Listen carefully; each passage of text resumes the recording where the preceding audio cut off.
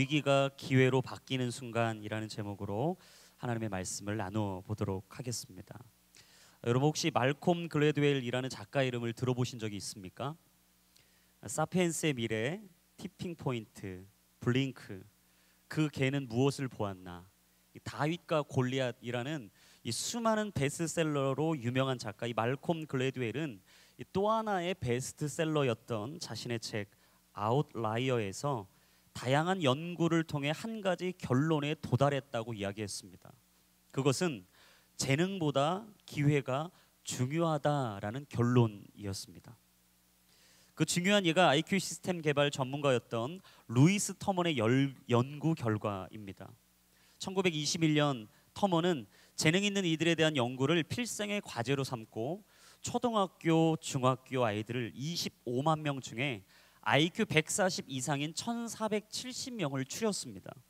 그리고 이들 천재 집단을 평가하고 분석하고 추적하고 실험 대상으로 삼아서 이들의 교육 성과와 결혼, 그리고 질병과 정신 건강, 그리고 직업의 변화와 승진을 엄격하게 기록했습니다.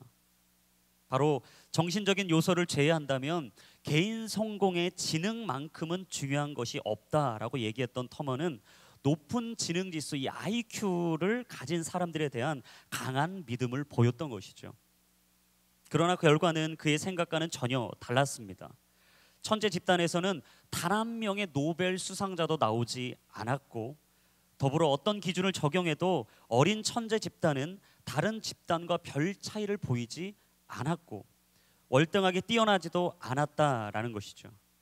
마침내 터먼은 또 다른 결과를 내놓게 되었습니다. 그것은 실제 천재들은 천재로 남아있지 않았다. 지능과 성취도 사이에는 어떤 상관관계도 없었다. 여러분, 실제로 지능과 성공의 상관관계는 일정 수준 이상이 지나면 별 상관관계가 없습니다. IQ는 일정 수준만 넘으면 되는 것이었고 그 이상에서는 변수로 작용하지 않았다라는 거예요. IQ가 130인 사람과 IQ가 180인 사람은 그 사람은 과학자로서 노벨상을 받을 확률은 비슷하다라는 거예요. 내가 어느 정도의 일정 수준만 넘으면 충분히 그 상을 탈 수 있다라는 얘기죠. 여러분, 우리가 너무나 잘 알고 있는 미국의 전설적인 농구 스타 마이클 조던은 우리가 너무나 잘 아는 것처럼 키가 그리 큰 사람은 아니었어요.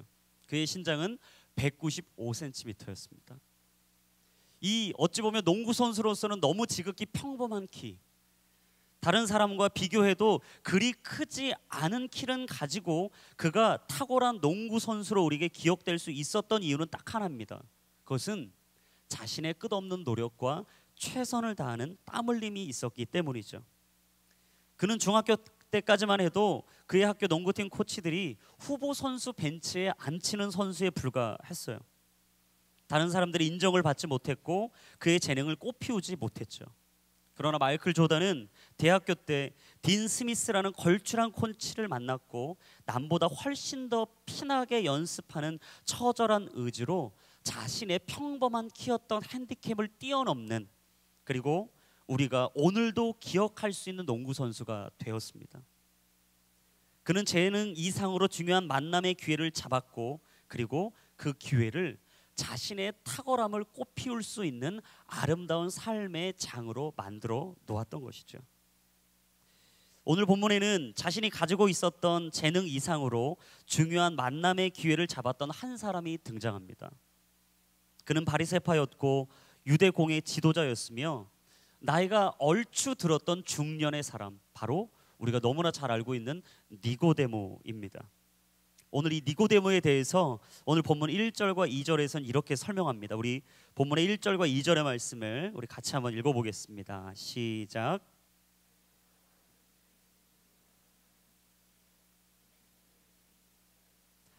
그가 밤에 예수를 찾아와 물었습니다. 라비여, 우리는 당신이 하나님께로부터 오신 선생님인 것을 알고 있습니다. 하나님께서 함께 하시지 않는다면 선생님이 행하신 그런 표적들을 아무도 행할 수 없기 때문입니다. 남부러울 것 없이 고위공직자로 부귀영화를 누리며 살아가고 있던 니고데모, 그는 알 수 없는 영적 탈수 증세를 보이면서 어둑어둑한 늦은 밤 예수님을 찾아갔습니다. 우리는 여기서 한 가지 사실을 깨닫죠. 사람은 누구나 다 채워지지 않는 영적인 빈 공간이 있다라는 사실이에요. 여러분, 돈이 많다고 채워지는 건 아니에요. 우리가 높은 자리에 오른다고 채워지는 것이 아닙니다. 내가 남들이 가지고 있지 않은 것을 가지고 있는다고, 좋은 부모를 만나서 좋은 부모 덕에 남부럽지 않는 삶을 산다고 그 빈 공간이 채워지는 건 아니에요. 이 땅을 딛고 살아가는 모든 피조물은 누구 하나 여리 없이 세상의 것으로는 채워지지 않는 영적인 빈 공간이 있다라는 것입니다. 그렇다면 여러분, 니고데모는 왜 낮에 예수님을 찾아가지 않고 밤에, 이 캄캄한 밤에 예수님을 찾아간 것일까요? 여러분, 이 밤이 중요해요. 여러분, 요한복음 1장에 보시면 예수님은요, 세례 요한에게 세례를 받으셨죠. 그리고 자신을 따를 수 있는 제자들을 한 명 한 명 콜링하기 시작했습니다. 아마 바리새인이나 율법학자들이 보기에는 예수님이 자신의 세를 불리고 있다고 생각했을 거예요. 야, 저가 이제는 자신과 함께 할 수 있는 사람들을 하나하나 모으기 시작하는구나. 곧 우리를 대적하고 필적할 상대가 되겠구나. 아마 수많은 오해와 답답한 상황 앞에 예수님은 코너로 몰리고 있었을 거예요.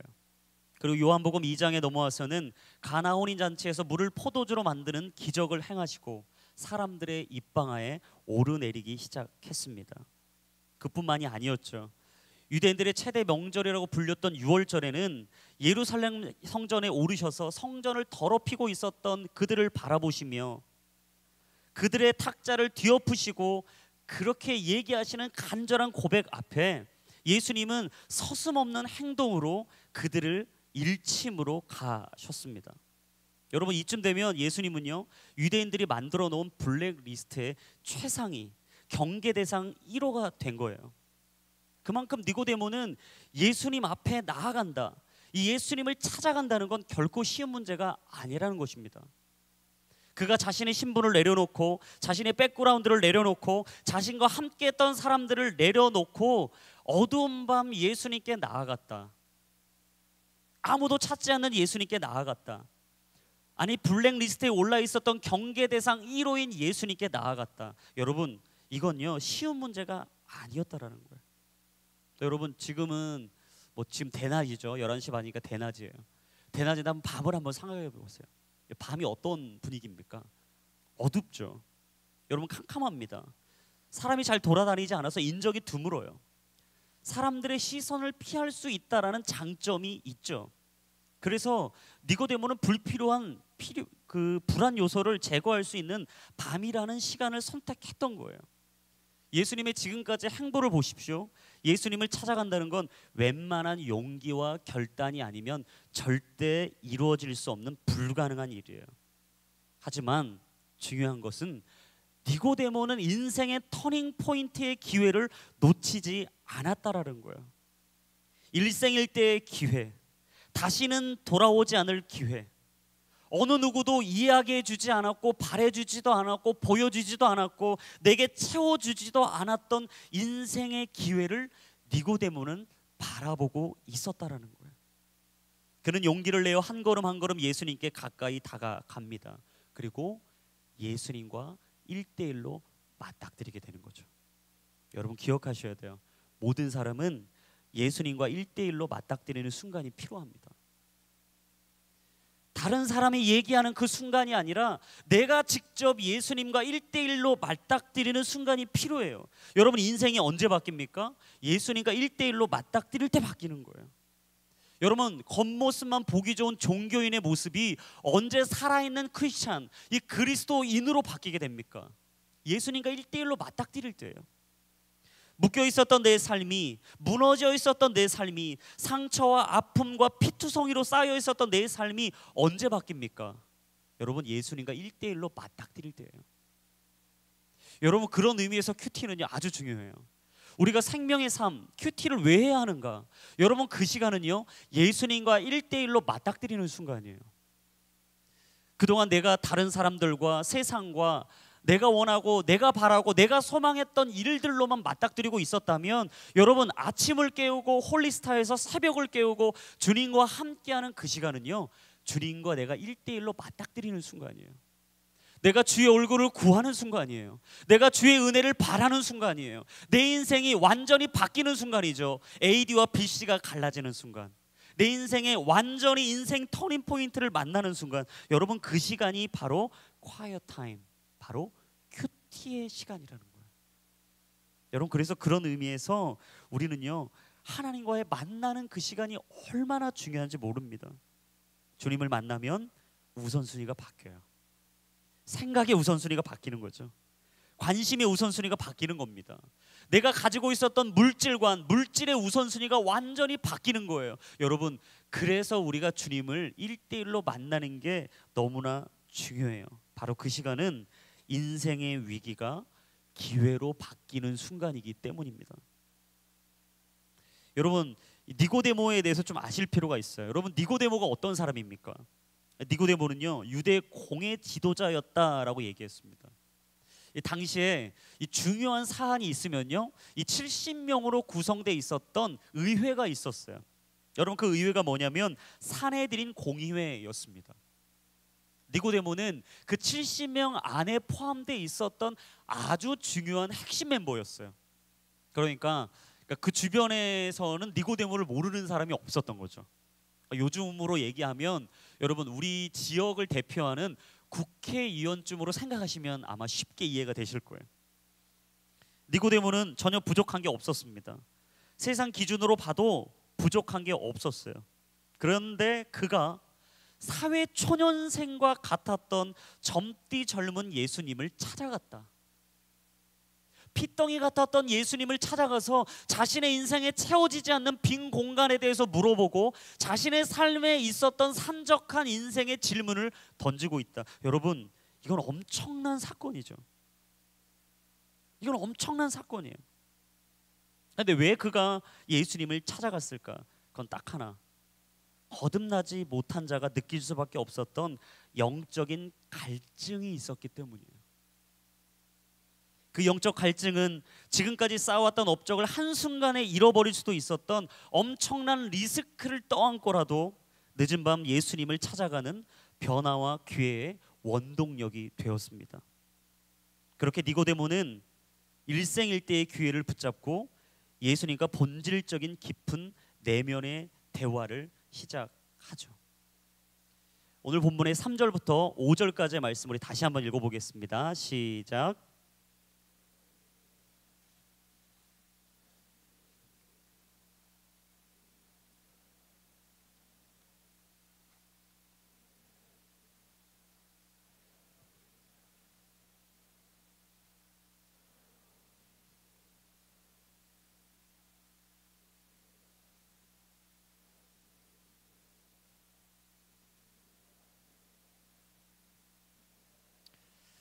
여러분, 여기서 보시면 아주 재밌는 것이 하나 등장해요. 그건 뭐냐면 니고데모가 가지고 있었던 관심과 예수님의 관심은 전혀 달랐다라는 거예요.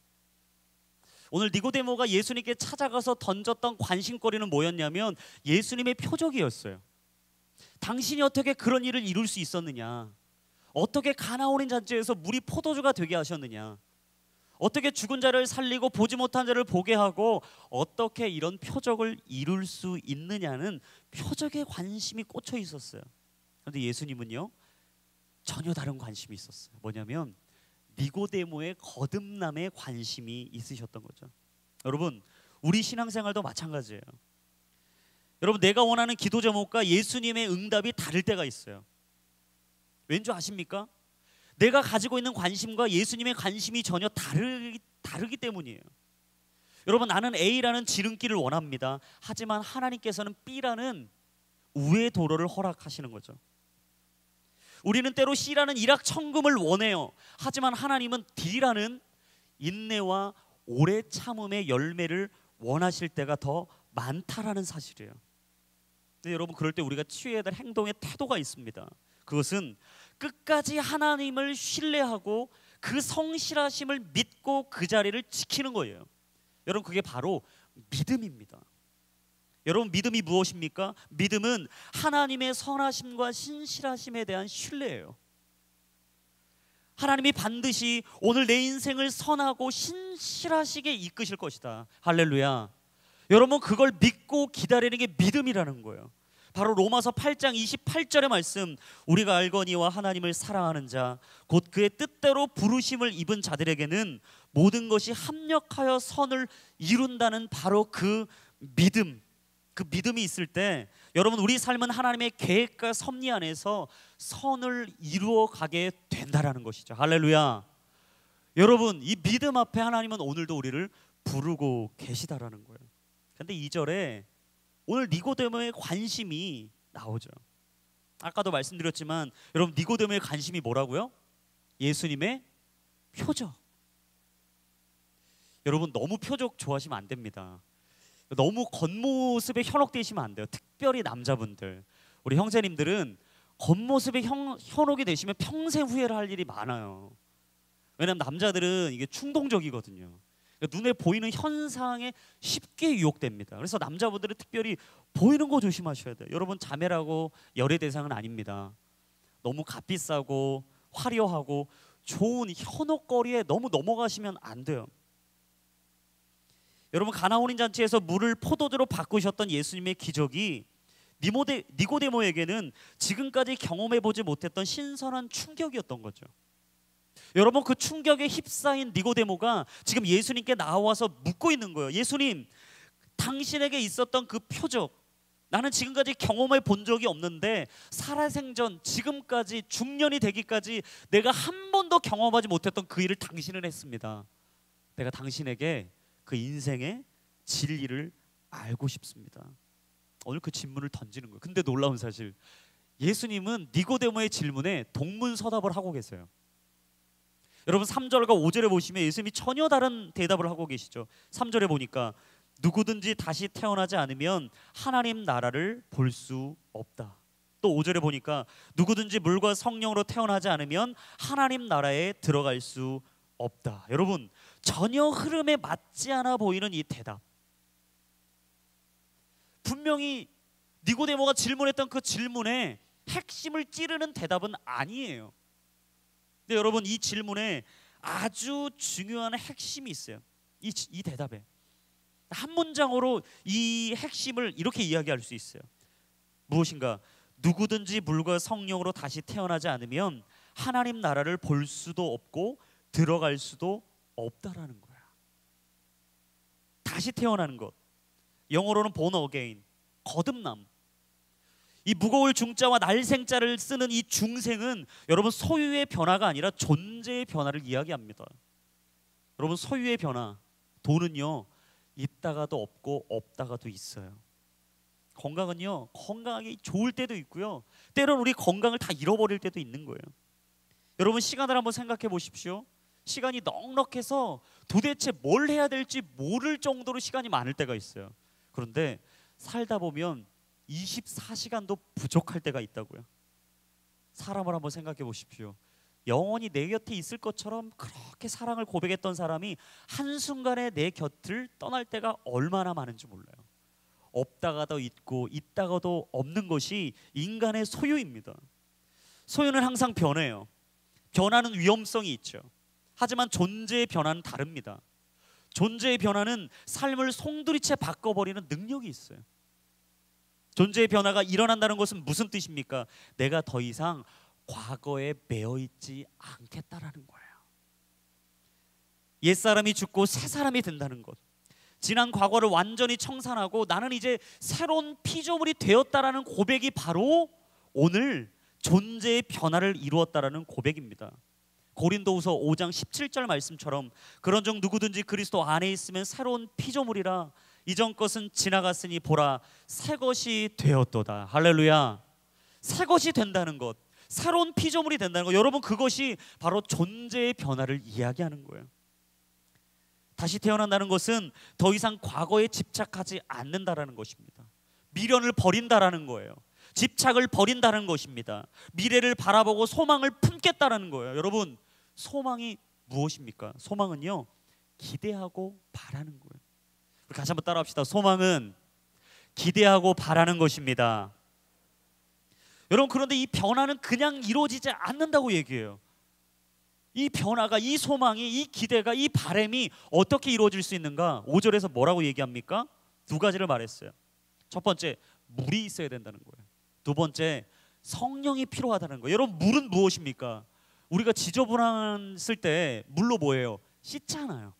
물은요, 더러운 걸 씻어주는 거예요. 바로 죄사함을 얘기해요. 여러분, 바로 이 회개를 통한 죄사함이 있을 때 반드시 우리에게 벌어지는 일이 있다고 성경이 얘기했어요. 그건 뭐냐? 성령의 선물을 받게 된다는 것이죠. 우리 사도행전 2장 38절의 말씀, 우리 자막을 통해 한번 같이 읽어볼까요? 시작. 이때 베드로가 대답했습니다. 회개하십시오. 그리고 여러분의 죄를 용서받기 위해 예수 그리스도의 이름으로 여러분이 각각 세례를 받으십시오. 그러면 여러분이 성령의 선물을 받게 될 것입니다. 할렐루야. 예수 그리스도께 죄사함을 받으면 성령의 선물을 받게 될 것이다. 아멘. 여러분, 이게 바로 성경이 우리에게 얘기하는 물로 죄사함을 받고 성령의 선물을 받는 사건이에요. 여러분, 거듭남, 이게 물과 성령으로 다시 태어나면 일어나는 또 하나의 삶의 변화가 있어요. 그것은 내 인생의 주인이 바뀐다라는 거예요. 여러분, 주인이 바뀌면요, 모든 게 다 바뀝니다. 여러분, 이사를 가보시면 어때요? 이전에 살던 집 그대로 사십니까? 아니에요. 우리가 원하고 우리가 생각하는 대로 인테리어를 다 바꾸는 거예요. 여러분, 저도 이 8년 전에 결혼했을 때 벌써 8년이 돼서 저도 놀라요. 요즘 8년 전에 저도 신혼 때 아내하고 집을 꾸리는데 너무 설레었어요. 야, 이 남들이 보면 별거 아닌 집인데 저와 아내에게는 첫 보금자리인 거죠. 너무 좋아서 막 아내하고 결혼 한 달 전에 이제 집을 딱 정해놓고 막 여러 가지 막 가구도 집어넣고 막 필요한 용품도 집어넣고 집을 이제 하나하나 막 꾸미기 시작하는 거예요. 아, 침대는 어디다 놓을까? 뭐 소파는 어디다 놓을까? 뭐 TV는 어디다 거치를 할까? 뭐 냉장고는 어디다 놔야 되냐? 사실 뭐 집이 상당히 작았거든요. 18평이라고 하면 안 되니까 18평. 매우 아주 작은 곳인데도 둘이 너무 좋은 거예요. 내 보금자리여서. 제가 저번 주였나요? 제가 두란노 서점에 이제 제가 책을 늘 구입하고 사기 위해서 종종 제가 두란노 서점 자주 들립니다. 근데 저번 주쯤에 제가 서점에 갔어요. 근데 이상하게 직원들이 이전보다 막 분주하신 거예요. 막 책을 다 꺼내놓고 막 새로 꼽고 막 그러고 계셔서 제가 물어봤어요. 제가 친하기 때문에, 아니 왜 갑자기 또 이렇게 뭐 1월도 다 지난 것 같은데 왜 갑자기 또 책들을 꼽아놓고 다시 또 이렇게 하시냐고. 그때 그분이 하시는 말씀이 우리 이 지점장님이 바뀌었다는 거예요. 그러니까 우리 두란노 서점은 늘 주기적으로 이 두란노마다 이게 딱 지점이 있기 때문에 지점장님들이 이렇게 바꾸시더라고요. 근데 저하고 참 그 지점장님이 친했습니다. 제가 원하는 이 니들을 너무 잘 아셨던 분인데 가셨다는 거예요. 근데 이분이 막 표정을 막 힘들게 지으시면서 얘기하는 거예요. 아니, 우리 새로 오신 분이 이 책을 저기 놓기를 원하신다고. 이렇게 세팅되어 있는 걸 원치 않고 인테리어를 바꾸라고 했다고. 막 열심히 막 꽂고 계시더라고요. 여러분, 주인이 바뀌면요 다 바뀌는 거예요. 내가 인생의 주인이 바뀌면 내 삶도 송두리째 바뀌는 것이죠. 여러분, 우리의 삶도 마찬가지입니다. 내가 예수 그리스도를 내 삶의 주인으로 모시기 시작하면요 내 생각이 바뀌는 거예요. 내 삶의 패러다임이 완전히 바뀌는 것입니다. 생각이 바뀌고 마음의 중심이 바뀌면 사람이 인상으로 드러나게 돼 있어요. 어두웠던 사람이 어둠이 몰아가고 빛이 임하면 생명의 역사가 내 안에 일어나면 여러분 삶이 바뀌게 돼 있어요. 어두웠던 인상이 밝아집니다. 인상이 바뀌는 거죠. 목적이 바뀌는 거예요. 바람이 바뀌는 거예요. 내 언어가 바뀌는 거예요. 핵심의 가치가 바뀌는 거예요. 그리고 가지고 있었던 나의 세계관과 인생관이 완전히 송두리째 바뀌게 되는 역사. 여러분, 그게 바로 인생의 주인이 바뀌는 사건입니다. 저는 축복합니다. 저와 여러분들의 인생이 오늘 이 시간 이 예배를 통해 인생의 주인이 바뀌게 되기를 주의 이름으로 축원합니다. 세상의 자리가 예수 그리스도의 이름으로 대체되고 어두움의 자리가 생명의 빛으로 바뀌게 되는 놀라운 역사가 있기를 주님의 이름으로 축원합니다. 여러분, 이게 바로 소유의 변화를 넘어 존재의 변화가 일어나는 사건이라는 거야. 내 소유가 아니라 내 존재 자체가 변하게 되는 사건. 근데 그걸 오늘 6절에서는 이렇게 얘기해요. 우리 6절의 말씀 자막을 통해 한번 같이 읽겠습니다. 시작. 육체에서 난 것은 육체이고 성령으로 난 것은 영이다. 여러분, 우리가 살아가는 동안 두 가지의 출생이 있다라는 것입니다. 첫 번째는 뭐냐면 제1 출생, 육체적인 출생이라는 거예요. 우리가 이 육체적인 출생은 선택을 못합니다. 왜냐하면 하나님이 택하신 가정에서 태어나게 돼 있어요. 내가 원하는 부모를 얻는 게 아니에요. 하나님이 내게 허락하신 부모님 아래에서 태어나는 것입니다. 그래서 여러분들이 때로는 왜 내가 이 가정에 태어났는지 이해가 안 되실 때도 있어요. 이 부모님 아래에서 왜 내가 태어났는지 도저히 마음에 용납이 안 될 때가 있어요. 하지만 여러분 기억하셔야 돼요. 이 육체적인 소속은요 절대 바뀌지 않아요. 하지만 주님께서 우리에게 두 번째 출생을 말씀하셨습니다. 그것은 예수 그리스도를 내 인생의 주인으로 영접하고 얻어지는 출생이에요. 그게 바로 두 번째 영적인 출생입니다. 이 영적인 출생은요 물과 성령으로 말미암아 거듭나는 사건이에요. 어떤 인종이든 어떤 성별이든 부자든 가난한 자든 지위가 높든 낮든 배움의 길이가 길든 짧든 이 제2의 출생, 이 영적인 출생은 막을 자가 없어요. 가릴 자가 없어요. 열애될 자가 없는 거예요. 저는 축복합니다. 우리 안에 예수 그리스도께서 우리에게 구원의 역사를 이루실 때 어느 누구도 막을 자가 없는 줄로 믿습니다. 여러분, 그래서 우리가 전도할 수 있는 이유가 여기 있는 거예요. 우리가 오늘도 복음을 전할 수 있는 이유가 여기 있는 거라고요. 저는 이런 생각 안 하셨으면 좋겠습니다. 이 사람은 안 바뀌겠지. 내가 이 사람만큼은 못 바꿔. 여러분, 우리는 못 바꿔요. 나는 그 사람을 바꿀 수 없어요. 나는 그 사람을 구원할 수 없어요. 하지만 복음이 그에게 선포되고 생명이 그에게 들어가면 그는 인생이 바뀌게 될 줄로 믿습니다. 여러분, 이걸 믿어야 우리가 복음을 담대히 선포할 수 있어요. 오늘 예수님께서 니고데모에게 말씀하신 건 이거예요. 너는 기억해라. 너에게 제2의 출생, 영적인 출생이 있어야 된다. 그건 누구도 막을 수 없다. 로마서 14장 17절의 말씀, 하나님의 나라는 먹고 마시는 것이 아니라 성령 안에서 의와 평강과 기쁨입니다. 여러분, 하나님의 나라는 제1 출생, 이 육체적인 출생으로 먹고 마시는 육체적인 기쁨으로 끝나는 차원이 아니라는 거예요. 하나님의 나라는 제2의 출생, 성령 안에서 물을 통하여서 의와 평강과 기쁨을 누리는 삶, 바로 사도 바울이 얘기한 이 삶은 다시 태어나는 영적인 거듭남과 본 어게인, 바로 중생을 통하여 얻게 되는 다시 태어남의 놀라운 생명의 은혜라는 것입니다. 근데 여러분, 이 이야기를 예수님이 하실 때 그냥 얘기했겠어요? 지금 제가 얘기한 것처럼 핏대를 막 올려가면서 흥분하면서 얘기하지 않았겠습니까? 저는 이걸 상상하면서 그 생각을 해봤어요. 니고데모는 밤에 찾아왔는데, 밤은 자야 할 시간인데 모두가 다 잠잠히 자신의 영혼 자체와 육체 자체를 내려놓고 잠을 자며 쉬어야 될 시간인데 예수님이 과연 이 니고데모의 영적인 상태를 진단하고 그냥 있으셨을까? 아닐 것 같아요.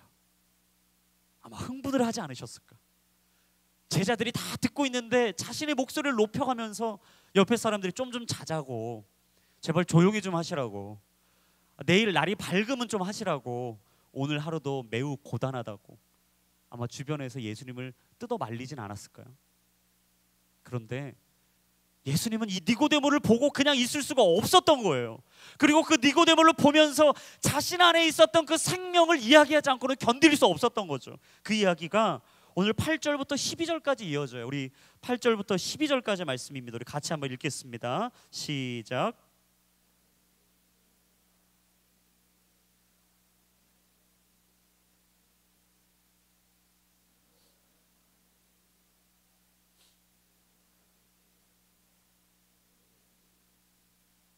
예수께서 말씀하셨습니다. 너는 이스라엘 선생이면서도 이런 일을 이해하지 못하느냐? 내가 진실로 진실로 내게 말한다.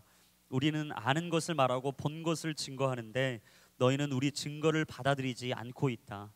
내가 땅의 것을 말해도 너희가 믿지 않는데 하물며 하늘의 것을 말하면 어떻게 믿겠느냐. 여러분, 주님께서 얘기하셨어요. 네가 땅의 것을 이토록 말해도 이해하지를 못하는데, 믿지를 못하는데 하늘의 것을 말한다고 내가 어떻게 믿겠느냐. 여러분, 우리가 성령 충만해야 될 이유가 여기 있습니다. 주님께서는 언제나 우리에게 하늘의 것을 알려주길 원하세요. 하늘의 신비를, 하나님의 나라를 보여주길 원하세요. 여러분, 천국을 바라십니까? 여러분, 천국을 소망하며 살고 계십니까? 혹시 내게 주어진 이 삶이 영원할 거고 착각하고 있지는 않으십니까? 저는요, 날마다 우리가 천국을 소망했으면 좋겠어요. 아픔도 없고 슬픔도 없고 고통도 없고 죽음도 없고 병도 없고 고난도 없고 어려움도 없는 바로 그곳. 제가 어제 그 묵상하는데 그 마음이 딱 드는 거예요. 하나님, 나는 진짜 하나님의 나라를 갈망하며 살았습니까? 내가 하나님이 말씀하신 그 천국이 진짜 내 인생에 임하고 내가 그 천국 하나로 기뻐하며 지금 내가 살고 있는 것입니까? 여러분, 내가 나 스스로 그걸 막 묻기 시작하게 되더라고요. 왜냐하면 고린도전서 2장 14절에 이렇게 말씀하셨어요. 육에 속한 사람은 하나님의 영적인 일들을 받아들이지 않습니다. 그에게는 이런 것이 어리석고 이해할 수 없는 일들입니다. 이런 일들은 영적으로만 분별되기 때문입니다. 여러분, 영생은요, 머리로 이해되는 게 아니에요. 여러분, 하나님의 나라는 지식으로 이해되는 것이 아닙니다. 저 천국은요, 우리가 가지고 있는 스펙으로 소유할 수 있는 것이 아니에요. 성령께서 깨닫게 해주시고 이해하게 해주실 때야 비로소 믿어지고 받아들여지고 느껴지고 소망하게 되는 것. 여러분, 그게 바로 하나님의 나라, 영원한 생명, 바로 구원이라는 것입니다. 영생은요, 거저 주시는 선물이라고 얘기하셨어요. 믿는 자들에게 허락된 축복. 그래서 오늘 본문의 마지막 14절부터 16절에는 영생에 대해서 이렇게 설명합니다. 우리 마지막 14절부터 16절까지 말씀입니다. 같이 읽겠습니다. 시작.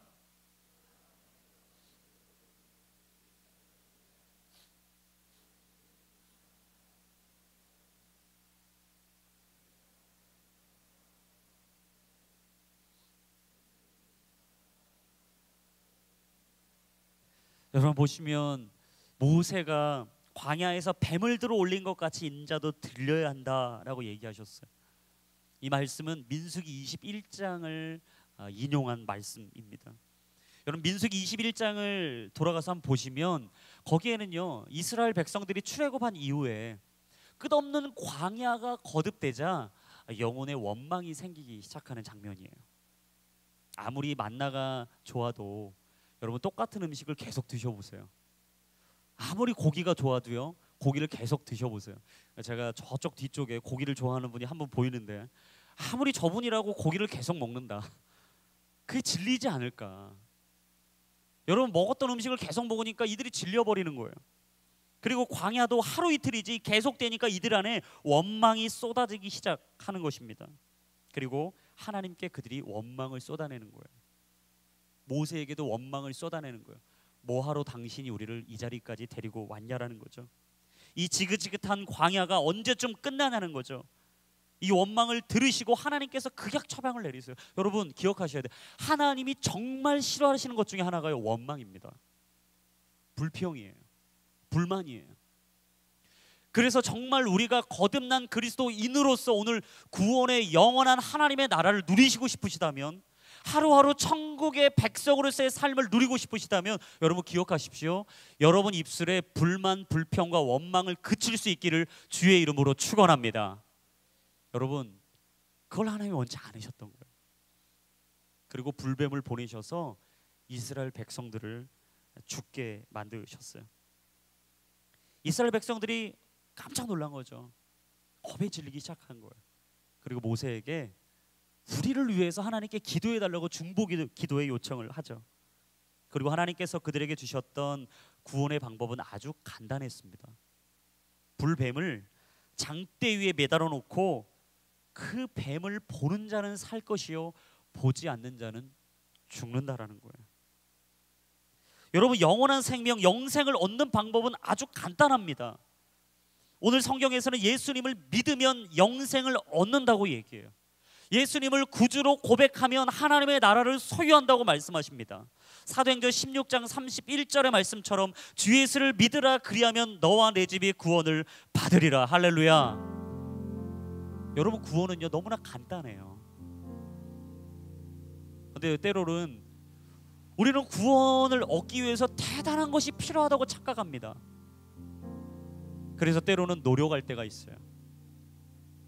열심히 뭔가를 섬겨야 되고, 내가 뭔가 물질을 많이 드려야 되고, 내 삶에 값지다고 여기는 걸 하나님께 다 내어 놓아야만 뭔가 내 인생에 구원이 임하고 천국이 내 안에 임할 거라고 착각해요. 근데 제가 어제 이 부분을 묵상을 하다가 이런 생각이 문득 드는 거예요. 너무나 이 단순한 이 진리, 어찌 보면 너무나 심플한 이 진리를 예수님이 얘기하는 이 상황, 이 상상을 해보니까 분명히 밤이거든요.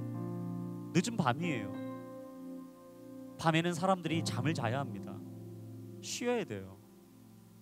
예수님이 오늘 하루에 24시간은 너무 고단하셨어요. 그렇게 많은 사람들의 군중에 몰려다니며 함성을 듣고 지적을 듣고 얘기를 듣고 네가 메시아냐고, 네가 진짜 생명의 구원의 반석이냐고, 네가 하나님의 아들이냐고 비아냥거리는 그 얘기를 들으면서 여러분, 예수님이라고 인간의 몸을 입고 오신 그분이 얼마나 피곤하셨겠어요. 저는 아마 예수님이 넉다운이 되어 있진 않으셨을까. 기진맥진해서 누워있는데 니고데모가 밤에 찾아와서 문을 두드리는 거예요. 예수님, 저하고 좀만 얘기 좀 해주세요. 사실 저 같았으면 이거 묵상하다 그랬을 것 같아요. 잠깐만, 내 제자들이 내가 좀 많이 있으니까 먼저 1차적으로 내 제자들하고 상담하고 그 다음에 나한테 와라. 아니면 내가 정말 피곤하니까 오늘 말고 내일 얘기하자. 내일도 기회를 줄 테니까 내일 다시 와라. 그렇게 얘기하지 않았을까? 놀라운 사실은 예수님이 정말 단순한 이 진리를 깨닫지 못하는 니고데모와 밤샘 심야 토론을 하고 계신 거예요. 지금 이 얘기가 금방 끝났겠어요? 제가 보니까 이 얘기가 쉽게 끝날 얘기가 아닌 거예요. 계속해서 밤이 맞도록, 밤이 늦도록, 별이 반짝이는 밤을 보면서, 하늘을 보면서 서로 얼굴을 마주대고 대면하면서 1대1로 그와의 깊은 나눔을 하고 계신 거죠. 저는 여기서 한 영혼도 포기하지 않으시는 예수님의 열심이 느껴지더라고요. 정말 예수님은 열심이 있으신 분이다. 길을 잃어버린 한 영혼도 포기하지 않으시는, 하염없이 자신의 인생에 방황하고 넘어지고 깨어지고, 그래서 다시 일어서고 싶지도 않았던 그 니고데모의 손을 잡아주시고 마르지 않는 샘처럼 결코 마르지 않는 예수님의 그 사랑. 여러분, 결코 예수님의 사랑은 마르지 않습니다. 우리가 오늘 예수님께 손을 내밀고, 주님, 오늘 내가 주님과 대화를 나누고 싶습니다. 어두컴컴한 밤 주님 앞에 노크를 한다면 예수님은 오늘도 누군가에게, 아니 바로 나에게 그 문을 열어주시겠다고 말씀하고 계세요. 사실 예수님께서 니고데모와의 이 진한 사랑의 대화를 나누신 이유는요, 오늘 본문의 바로 다음 절인 요한복음 3장 17절에 나와 있습니다. 하나님께서 자신의 아들을 세상에 보내신 것은 세상을 심판하시려는 것이 아니라 그 아들을 통해 세상을 구원하시려는 것입니다. 내가 의인을 부르러 온 것이 아니요 죄인을 불러 회개시키러 왔다고 말씀하셨던 예수님. 누구든지 주의 이름을 부르는 자는 구원을 받을 것이라고 말씀하셨던 예수님, 나를 찾고 나를 구하고 내게 바라는 자는 반드시 내가 부어주는 성령의 은혜를 덧입게 될 것이라고 말씀하셨던 예수님, 저는 오늘 그 예수님이 너무나 좋습니다. 그리고 그 니고데모는 그 예수님의 사랑에 젖어서 자신의 삶에 돌아가 예수님을 증거하는 삶을 살게 되었죠. 여러분, 니고데모의 변화를 우리는 오늘 본문에서는 다 알지 못해요. 하지만 놀라운 사실은 요한복음 19장에 넘어가 보면요, 니고데모가 요한복음에 딱 3번 등장합니다. 성경에 유일하게 3번 등장하는데 그게 다 요한복음에 등장해요.